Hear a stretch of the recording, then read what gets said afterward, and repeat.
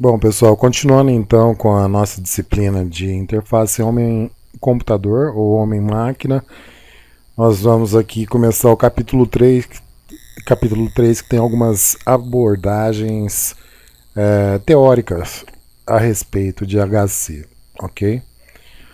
É, nós temos aqui alguns fundamentos de base psicológica, etnográfica e semiótica que com o tempo nós vamos ver o que significa cada uma dessas três bases que fundamentam as abordagens teóricas, ok? Hoje nós vamos ver três desses fundamentos, a lei de Hick e Riemann, a de Fitts, princípios de Gestalt e engenharia cognitiva. Na próxima aula a gente vai ver então os outros quatro fundamentos. Não se assustem, não é nenhuma lei, aula de matemática, mas a lei de Hick-Riemann relaciona o tempo que uma pessoa leva para tomar uma decisão com o número de possíveis escolhas que ela possui. Tá? Sabe aquela questão que eu já abordei em sala de aula? Não me faça pensar, que inclusive indico fortemente a leitura do livro com esse título, ok? Não vou me ater aqui às fórmulas, tá? Mas tendo a noção desse tempo aqui, ó, de 150 milissegundos, né, que é uma constante aí que se obtém através dessas fórmulas, né, a gente observa que o usuário não tem paciência para esperar muito, ok? Então, conforme você dispõe a sua interface, essa interface ela pode levar mais tempo ou menos tempo para a tomada de decisão do usuário, o que ele deve fazer.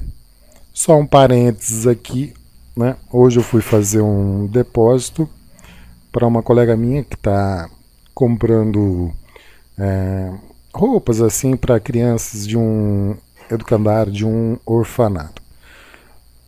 Tem outros bancos, mas era no Itaú. Cheguei lá no Itaú para poder fazer o depósito, simplesmente levei uns 10, 15 minutos apanhando para se fazer o depósito. Porque eu lia o que estava escrito na tela, tentava ver o que tinha na máquina e não conseguia absolutamente fazer o depósito. Né? Eu não tinha o costume de usar aquela máquina, aquela interface para poder fazer um depósito sem usar o cartão. Aí depois de um tempo eu pedi socorro lá pro guarda, né? Isso eram depois das 15 horas, então o banco já estava fechado e o guarda gentilmente falou assim, toca na tela. Aí depois que eu toquei na tela apareceram as opções de menu. Ou seja, quem está certo, quem está errado, né? Eu tentando entender essa interface, né, que levou muito mais do que 150 milissegundos, levou minutos, 10 minutos, 15 minutos apanhando, mudando de uma máquina para outra, ou a interface poderia ter uma mensagenzinha, toque aqui para começar, sem cartão, toque aqui, tocar na tela, né? Então, essa é uma questão de interface. Eu acho que os outros colegas da minha turma vão ter também o mesmo problema se forem fazer o depósito na máquina, ok? Então, aqui está um exemplo do que pode acontecer com a lei de Hick-Riemann, que relaciona o tempo que uma pessoa leva para tomar uma decisão com o número de possíveis escolhas que ela possui. Quem desenvolve não pensa no coitado do usuário, assim como não pensar em mim na questão do depósito, ok? Aqui, geralmente, os estados vêm em ordem alfabética, tá? E alguns deles, pelo fato do estado de São Paulo ser o mais populoso, ou seja, a probabilidade do usuário ser do estado de São Paulo ser maior, geralmente a única exceção que se coloca aqui, São Paulo, aí depois continua tudo em ordem alfabética. Aí talvez um infeliz vai lá e coloca assim, separados por região norte, nordeste, sudeste, né? Agora eu vos pergunto, qual é a porcentagem da população brasileira que sabe distinguir quais são os estados por região do país, geograficamente, né? Então isso pode certamente já ter uma decisão de abandono do uso desse sistema aqui, onde que vai estar o estado ou não, entendeu? Então, esse aqui, né? Então aqui tem a pergunta, em qual alternativa que é mais rápido localizar um estado que você não conhece? Por quê? Então, é bastante intuitiva a resposta, né? Então, a lei de Hickman está relacionada ao esforço do pensamento. Qual é o tempo que eu levo para tomar uma decisão? Então, quem desenvolve, por favor, pense no tempo que que o usuário vai levar para encontrar, né, o que ele deseja. Aqui tem a lei de Fitts, que relaciona o tempo que uma pessoa leva para apontar. Aqui, apontar geograficamente, né, na tela, algo com o tamanho do objeto-alvo com a distância D entre a mão da pessoa e esse objeto-alvo, tá? Então, olha só, repetindo mais uma vez, relaciona o tempo que uma pessoa leva para apontar para algo com o tamanho S do objeto e com a distância D, ok? Tem essa fórmula aqui, obviamente tem que se calcular isso aqui, eu não vou pedir para que vocês calculem, utilizem essa fórmula para poder colocar isso na elaboração de uma tela de vocês, mas observem o seguinte, olha, tempo está diretamente relacionado com a distância e o tamanho do alvo. E olha a relação aqui, ó, a distância e o tamanho do alvo, né? Logicamente, em inglês, distance, space, né? Ou seja, quanto menor a distância, mais rápido é. Quanto maior o alvo, mais rápido é, ok? Então, nesse exemplo aqui, ó, de cima, o usuário está aqui apontando com o mouse, ok? E tem a mesma distância que no exemplo de baixo, a mesma distância. Mas observem que o tamanho do alvo na segunda opção é maior, tá? Então, aqui está a pergunta: em qual alternativa é mais rápido alcançar o botão salvar e por quê? Pensem.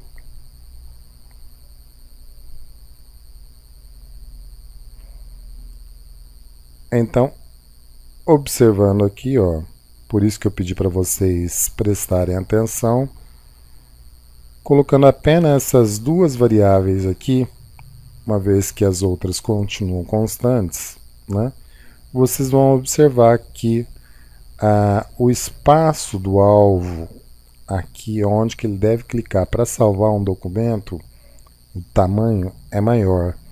Então, por favor, quem desenvolve está acostumado a desenvolver numa resolução bem alta e gosta de ver tudo pequenininho tal para ter maior controle, mas o usuário não é assim. O usuário, né, gosta, principalmente de pessoas de mais idade, que já tem a vista cansada, gosta de ver o seu caminho de decisão de uma maneira bem legível, né? Então você coloca um botão salvar aqui pequenininho e tal, e coloca um botão né, salvar relativamente maior. Apesar dos dois terem a mesma distância, esse aqui vai ser mais rápido porque o tamanho do botão é maior. Tá? O tamanho do botão é maior. Tá certo? A mesma coisa acontece aqui. Ó. Quem usa Mac, né, sabe que como funciona quando se abre um menu no topo da tela, né, e no ambiente Windows também sabe como se abre, né, em cascata aqui para baixo e aqui abre uma também uma janela, só que acima da posição de onde você clicou. Então, nesse sentido, em qual alternativa é mais rápida alcançar o menu, ok? Então aqui eu não sei quantas opções pode ter no menu do Mac, né? Sendo que aqui o alvo, né, a distância até se encontrar a opção no menu do Windows talvez seja mais rápida, ok? Então fica a critério de quem está elaborando a interface. Princípios de Gestalt. Então nós temos aqui dois slides, tem 3 conceitos, tá? Tudo isso envolvendo a psicologia, a cognição, tá? Coisas que nós não vemos em disciplinas técnicas, mas o que o usuário faz relativamente sem pensar. Uma das questões é a proximidade. As entidades visuais que estão próximas uma das outras são percebidas como um grupo ou unidade. Olha, grupo, né? Um grupo. Boa continuidade. Traços contínuos são percebidos mais prontamente do que contornos que mudem de direção rapidamente. Observem que existem um determinado caminho que o usuário intuitivamente espere que continue. Tá? Assimetria. Objetos simétricos são mais prontamente percebidos do que objetos assimétricos. Né? Observem aqui esses dois. Observa-se primeiro aqueles simétricos. Tá? Simétricos. Ele se identifica mais com os simétricos. Então, esse é o princípio de Gestalt. E aqui tem um exemplo. Você observando esse exemplo aqui está relacionado com similaridades, objetos semelhantes são percebidos como um grupo. Então, observando aqui, você vai ver quais são os objetos similares. Nem precisa apontar, então ele é percebido como um grupo. Então na interface vocês observem que o usuário vai perceber primeiro os objetos similares. O destino comum, né? Objetos com a mesma direção de movimento são percebidos como um grupo. Então, para cá, para lá, para cá, para lá, para cá, para lá. Então, um destino comum, ou seja, qual que é a próxima posição de um determinado grupo? Certamente não vai ser para cá, né? Para o outro lado. Então, existe um determinado sentimento de continuidade daquela imagem, daquilo que se está sendo proposto. E a sensação de fecho. A mente tende a fechar contornos para completar figuras regulares, completando as falhas e aumentando a regularidade. Então, observando aqui onde que o usuário clicaria para poder fazer uma interação com essa figura. Logicamente, né, no espaço que está faltando, que seria para fechar essa figura aqui. Tá? Então esse é o princípio de Gestalt. Aqui nós vamos ter 11 slides sobre engenharia cognitiva. 11 slides, né? Que, observem bem, é o que nós estamos falando sobre o mundo psicológico e o mundo que realmente acontece dentro das máquinas, o mundo físico. Então a cabeça aqui do ser humaninho tem uma determinada forma de pensar, tem objetivos, intenções, e isso a gente já falou na aula passada. Ele tem intenções de utilizar aquele sistema que vocês implementam aqui, mas a forma de interação é o que? A interface. Pode ter o sistema mais perfeito do mundo, mas se a interface não está para facilmente ser utilizada, ele vai desistir, ele vai bater com a mão na mesa e falar: eu não uso mais isso. Então, aqui nós temos variáveis físicas, são estados dos sistemas, e controles físicos, mecanismo de interação, ou seja, não apenas o teclado, o mouse, podem ter outros dispositivos de entrada e saída.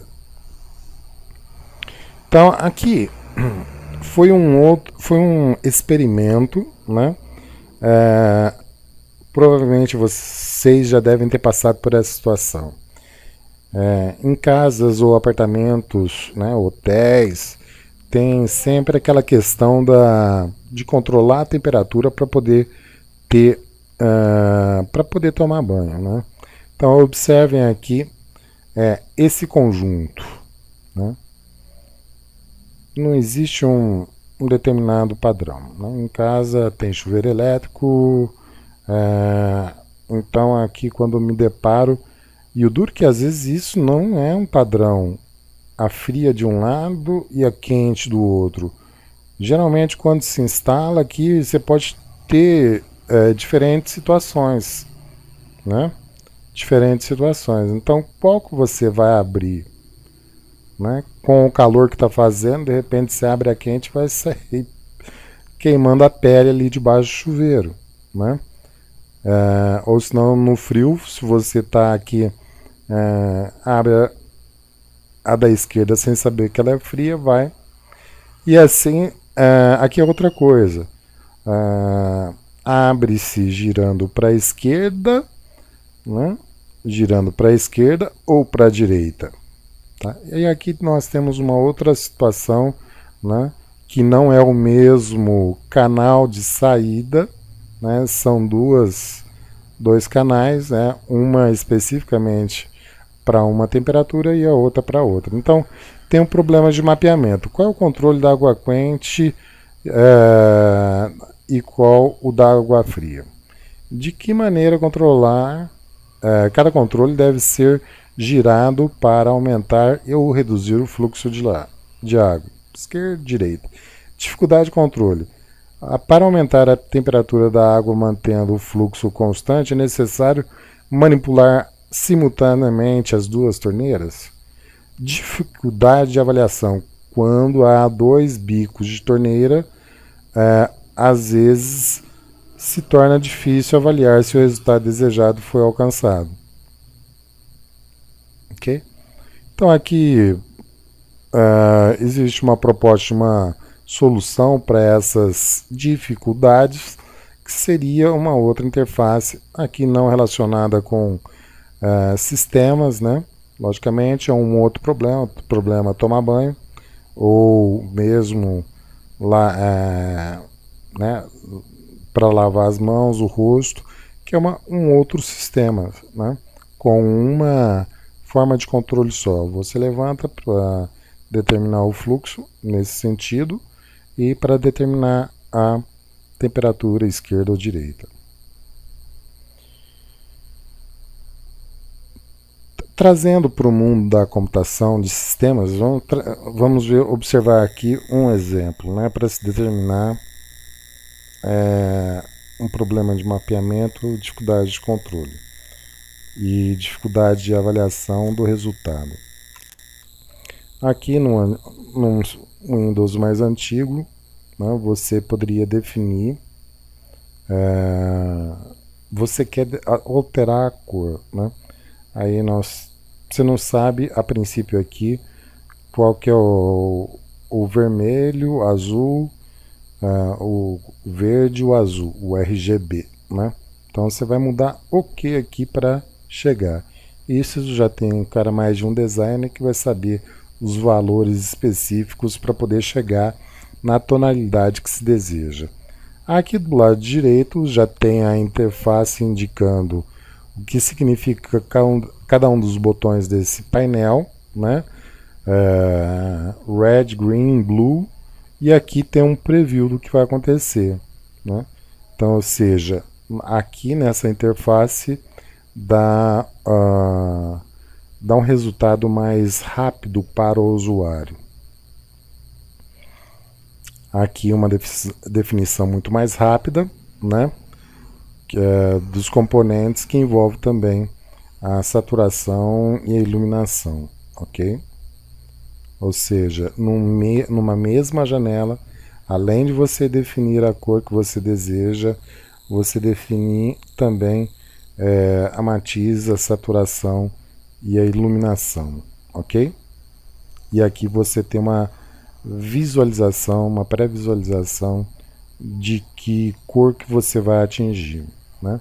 Então, nós saímos de uma condição que é mais ou menos manipular no escuro, né, para uma intermediária até chegar num ponto onde que você define em tempo real aquilo que você realmente deseja. Aqui tem os golfos, né, da teoria de ação. Golfo essa palavra mesmo que você entende, é um espaço, né,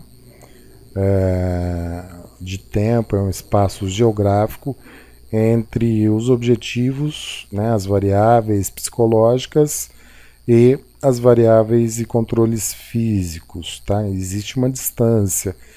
O objetivo é diminuir essa distância entre os objetivos, as variáveis psicológicas e as variáveis e controles físicos, né? Existe esse espaço.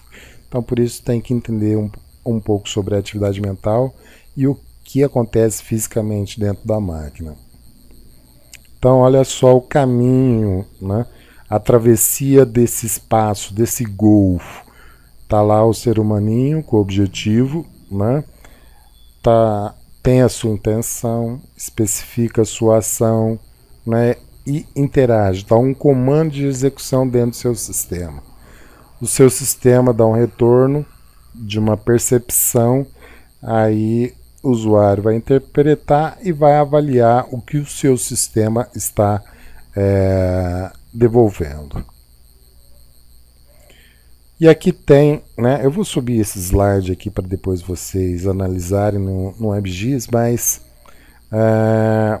tem a explicação. Vocês lendo aqui, vocês vão observar essa teoria da ação, a travessia dos golfos, né, que parte desde estabelecimento de um objetivo, a intenção, a especificação das ações. Então tem a ação 1, tá? Aí tem o retorno, a percepção, a interpretação, avaliação. Tem a situação 2, né? Aí tem a percepção, interpretação e avaliação por conta do usuário. Tem a execução 3, o usuário percebe, interpreta, avalia. A ação número 4, feita pelo usuário, ele percebe, interpreta, avalia. Tá? A ação número 5, ele percebe, interpreta, avalia. Então, a engenharia cognitiva possui, o usuário deve ser capaz de elaborar um modelo conceitual compatível com o modelo de design através de interação com a imagem do sistema. Tá? A imagem do sistema deve representar um modelo conceitual, tá? Qual é a forma do usuário pensar, né?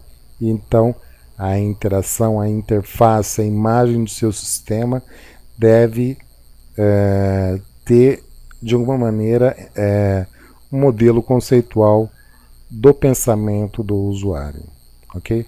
Para isso, o design deverá produzir uma imagem desse sistema explícita, inteligível e consistente com o seu modelo de design, ok?